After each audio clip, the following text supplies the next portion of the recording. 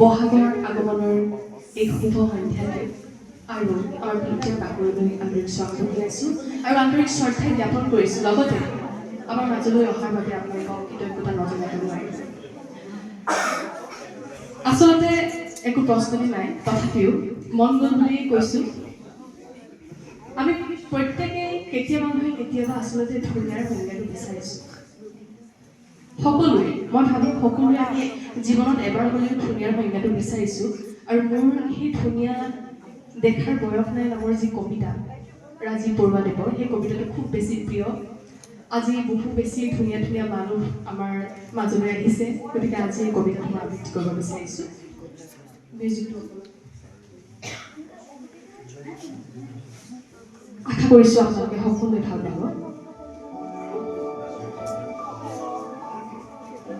কবিতাৰ শিৰোনাম ধুনীয়া দেখাৰ বয়স নাই। কবি ৰাজীৱ বৰুৱাদেৱ।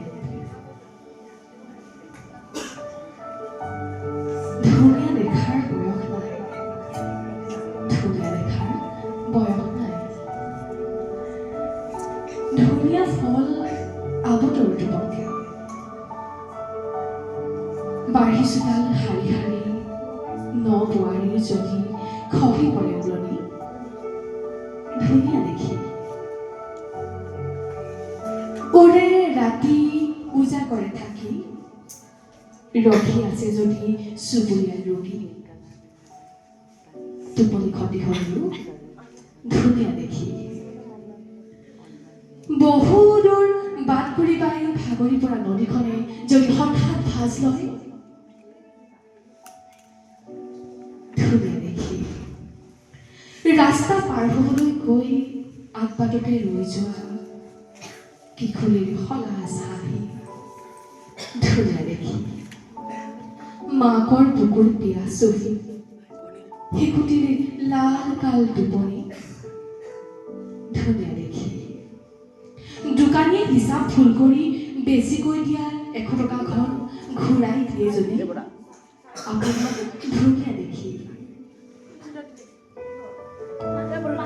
ঠিকনা ভুল কৰি অহা চিঠিখনক যদি আপুনি সঠিক বাট দেখুৱায়। ধুনীয়া দেখি ধুনীয়া দেখাৰটো বয়স নাই, ধুনীয়া দেখাৰটো বয়স নাই। ধুনীয়াৰ অমৰাৱতীত কাৰোবাৰ মুদ্ৰা দেখো আপোনাৰ ভাল লাগি যাব পাৰে।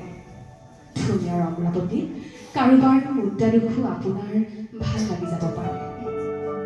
ধুনীয়াৰ বাবেই আকৌ প্ৰেমত পৰিব